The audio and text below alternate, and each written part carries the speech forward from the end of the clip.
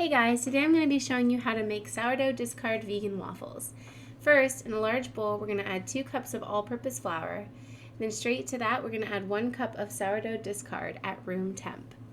Then we're going to add 2 tablespoons of sugar. You can use whatever sugar you like. I'm just using organic cane sugar here. Then add 2 cups of whatever plant milk you like. I'm using soy milk. Then we're going to add 1 tablespoon of apple cider vinegar. You can sub that out for white vinegar also. Whisk it well and then cover it with a damp paper towel and set it aside for about 30 minutes. Now we're going to make our flax egg. We're going to use 2 tablespoons of ground flax with 6 tablespoons of water. Mix that well and set it aside to gel up. After 30 minutes has passed, preheat your waffle iron, and then we're going back to the mixture. We're going to add 2 teaspoons of oil. I'm using avocado oil, but use what you would like.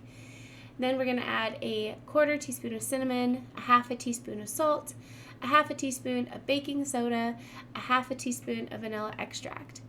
Then we're going to add our gelled up flax egg and whisk everything together. Make sure your waffle iron is at the right temperature. Spray if needed. And then to mine, I use 2/3 cup of batter per waffle. You want to cook it evenly on both sides to your waffle iron specifications. When it is done, you will have a lovely, light and crispy waffle just begging for some maple syrup. Enjoy!